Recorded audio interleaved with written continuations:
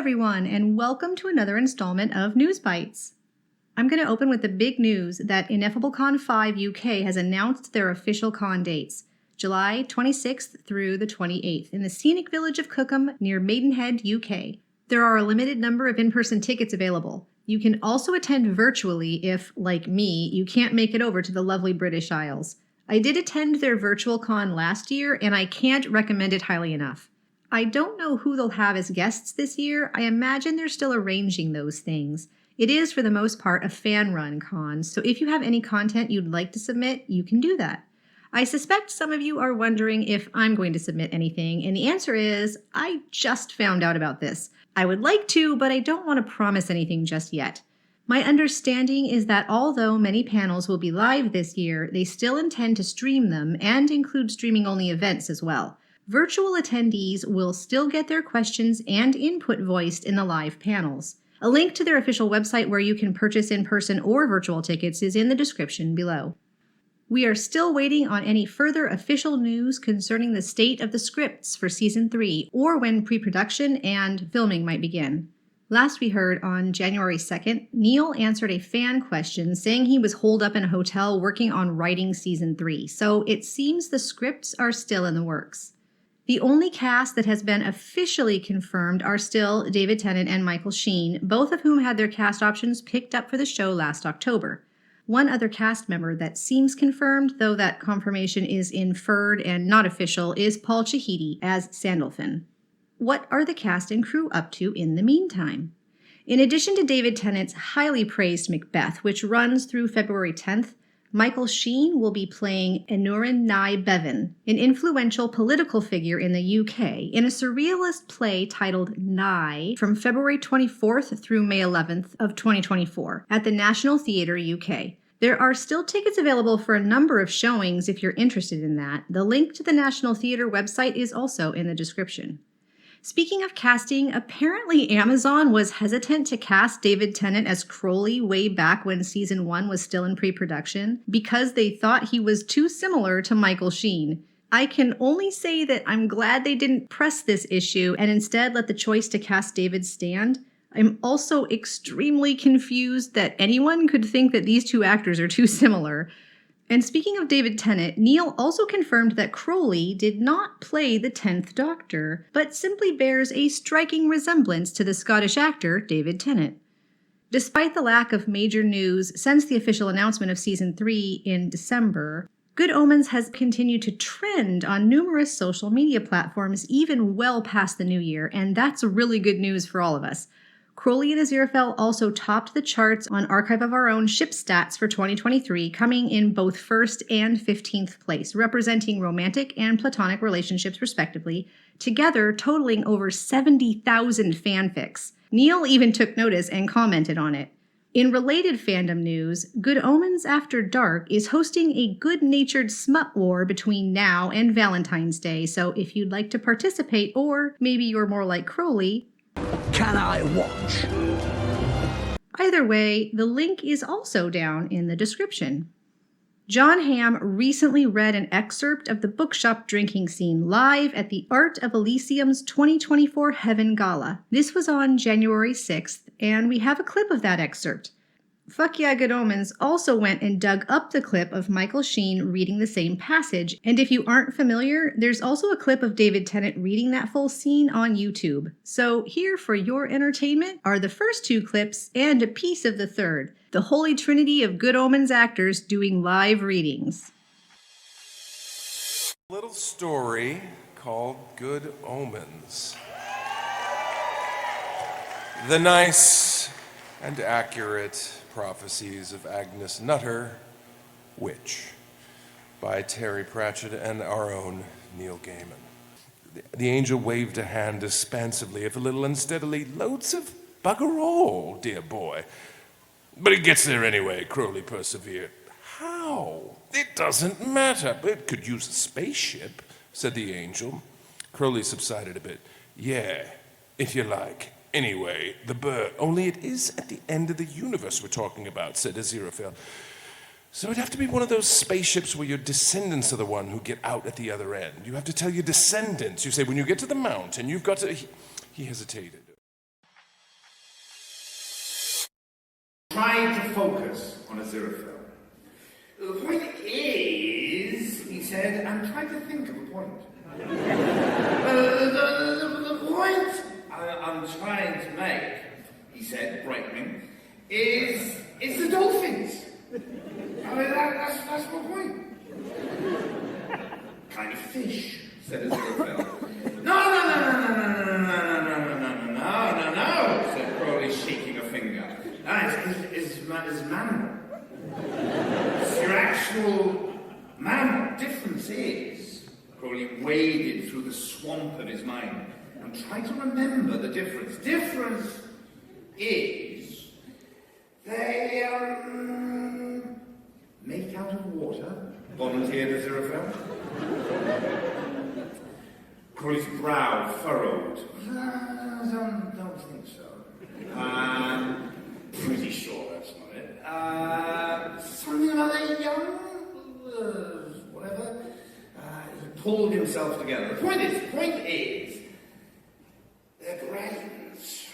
He reached for a bottle. What about their brains? Said the angel. Big brains. That's the point. Size up, down. Big brains. And then there's the whales. Great city. Take it from me. Whole damn sea. Full of brains. There you are, then, said Crowley, sitting back. Whole sea bubbling, poor old dolphins, so much seafood gumbo, no one giving a damn. Same with gorillas. Whoops, they say, sky gone all red, stars crashing to the ground. What are they putting in bananas these days? And then they make nests, you know. Gorillas, said the angel, pouring another drink and managing to hit the glass on the third go. Nah, God's truth. Saw a film, Nests.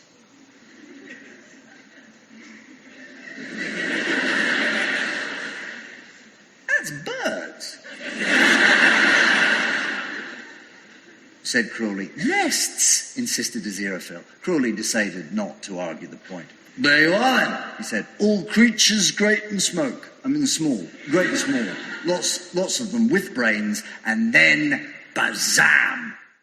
If you'd like to hear the full 10-minute plus clip of David Tennant reading that passage, the link is also down in the description below. I've wanted to do some behind-the-scenes and Easter egg videos for ages, and recently Maggie Service gave me just the push I needed with a post to her Instagram account containing a bunch of behind-the-scenes pictures of the record shop, the small back room. So without further ado, let's take a look at these amazing pictures and see what we can find. This first image is of Maggie outside her record shop, the small back room.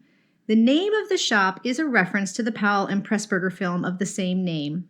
By the way, I really appreciate this high-waisted side-button palazzo pant. I don't recall getting a great shot of her entire early season costume before. The next shot was referred to in the post as Mr. Fell's listening corner, which is such a fantastic detail for the fans. So Aziraphale spends enough time in Maggie's shop that he has his own cozy little spot. The caption refers to the chair as bespoke, which I can see in the picture with the lovely little fabric details. It's all very Aziraphale. That's an antique record player that plays his beloved 78s, and you can see some of those 78s in small, untidy stacks. The caption says there's also a little table, perfect for a cup of tea and a biscuit. I think the table she's referring to is topped by this album titled Good Times. This record seems like it might be an Easter egg, but for the love of Jim Briel, I can't find it. There are a number of albums titled Good Times, one by the Monkees, one by Elvis Presley, and one by Willie Nelson. I'm not calling Willie Nelson bebop, but he's still way too bebop for Aziraphale. If it's referring to a single song, it could be Good Times by Chic, which, while very upbeat, is not something I imagine Aziraphale listening to either. In any case, I guess Aziraphale would find them all perfectly fitting to set his tea and biscuit on. Maggie says these are her Till mascots, and that she may or may not have named them after the creators of Good Omens. I see a donkey, an adorable puppy pen holder, and what looks like a little car. So I'm guessing the puppy is Terry. Is the donkey Neil? Does that make the car Douglas McKinnon, or is he not represented here and I've got all of these wrong? Which ones do you think she named, and after who? Captioned, "The coolest till in all of history, this is a great shot of the shop desk and till." I read somewhere that this car might be a 1956 Chrysler New Yorker St. Regis, and that does look to be correct to me. A little research shows that it's got a reputation in car collecting circles as being one of the most reliable, comfortable, and easy-to-drive classics. Very Maggie, as she stands where the driver would sit. What say you? Are there any classic car buffs out there with input? This next shot is a view from the till. You can see the coffee shop outside, and over there you can just make out Crowley's head. The captions give us a few Easter egg reveals, as we can see this movie poster for A Stairway to Heaven, which is the American title of the Powell and Pressburger film, A Matter of Life and Death. This particular Powell and Pressburger film is referenced all over the place in Season 2, so if you haven't seen it yet, I highly recommend watching it. There's also a poster for yet another Powell and Pressburger film called I Know Where I'm Going, which you might also recognize as the title of Episode 3. There's an Easter egg from this film where the hills are covered in tartan, much like the shot in Episode 3 when Aziraphale is driving to Scotland. It's not in these particular shared images, but there are more references to various Powell and Pressburger films around the shop. I personally spotted this one. It's partially covered, but you can see that it says Moira and then a partially obscured last name, W-A-L-B something. Well, the lead actors in the Powell and Pressburger film The Red Shoes are Moira Shearer and Anton Walbrook. And even these dates, one right after the other with no break, are a reference to the plot of that film, which is based on the Hans Christian Andersen story of the same name. So that's 4 Powell and Pressburger films in total so far. The next image is Maggie's shop goblin, presumably one of the many, many people who work on the set and help make Good Omens the amazing show that it is. Their name wasn't given, but huzzah to the shop goblin for all their behind-the-scenes work. All right, the next image is fantastic, and there's a lot here. The caption was simply organized chaos, but there are a number of Easter eggs hidden in this shot. Although most of the bands and musicians used in the record shop are fictitious for licensing reasons, this one is not. Val Dunican was a real musician. He was popular in the 1960s with a number of top 10 hits in the UK. He also composed and performed a number of what are called novelty songs. I spent a little time listening to this artist's catalog of music, and the funny ones are just hilarious little gems. He was quite an entertainer, and even had a variety show from 1965 to 1986 on the BBC. I'm guessing Terry or Neil were fans, or perhaps some other member of the crew. The novelty songs in particular do strike me as very Terry-ish. Google Paddy McGinty's Goat and O'Rafferty's Motor Car if you're in the mood for a laugh. This album, titled Sheila Sims, is most likely a reference to the late Sheila Sim, English film and theater actress and wife of the also late Richard Attenborough. And guess what? Her first film was the 1944 A Canterbury Tale by, guess who? Powell and Pressburger. That makes 5 Powell and Pressburger films so far, referenced in the record shop alone. I think Neil desperately wants more people to watch Powell and Pressburger films. There are numerous other references to Powell and Pressburger films throughout Season 2, not just in the record shop, and I've got a video I'm working on that is going to cover all the references that I could find and the parallels, hints, clues, and Easter eggs found in the films. A Matter of Life and Death in particular seems more foreshadowing of Season 3 than just a simple Easter egg, but you'll have to wait for that. Back to the record shop. There are a number of references to Oslo Revival, aside from this close-up, which I think might be a reference to the stage play Oslo, which is based on the true story of a Norwegian couple who worked together to move along the secret negotiations that resulted in the 1993 Oslo Peace Accords. I'm way out on a limb here, but this sounds like it might be a hint at how Season 3 could be resolved without the total destruction of heaven and hell.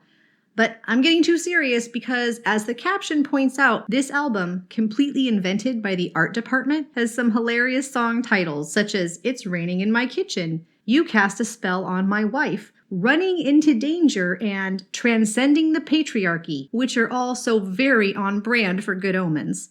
There's also one called Plumbing, another called A Dozen Eggs Too Many, and last but not least, Someone New in the Bedroom. The next album, shared by Maggie Service, is my favorite as far as humor goes. The artist on the header is named Rosanna Kosin, and the subtitle is Sand Songs for Lonely People. Is that a typo or humor? Instead of song titles, it's just a very funny bunch of lines. It reads, "When will it end? No, seriously, I can't stand existence. She is still singing. Her over there with the mic. Blissful ending. Oh no, she's starting again. That was just the interval. And so we continue. Finn." By the end, I was thinking, Eternity? this last one is so much fun. Another real album, Happy as a Sandbag, is also playing in the shop when Crowley comes to get Maggie for the ball. This album was a musical production from the 1970s, using a lot of music from World War II.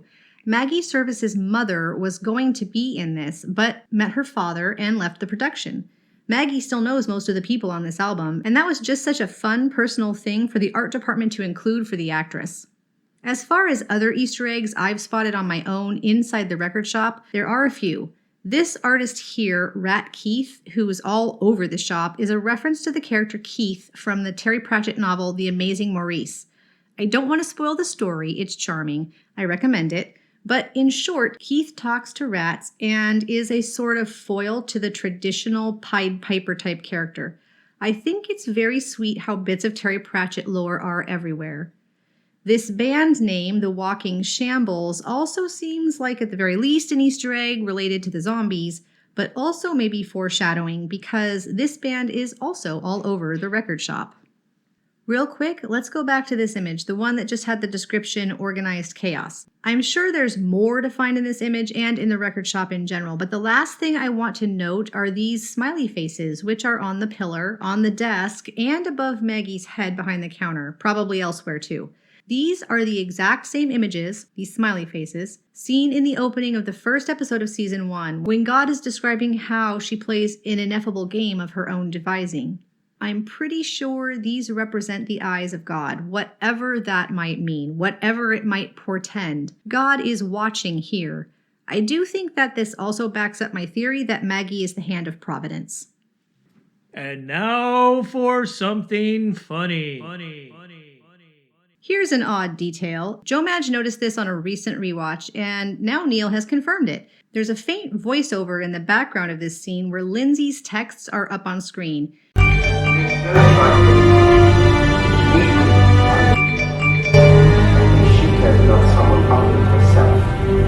Neil says this is the voice of the AD, which I'm guessing means assistant director.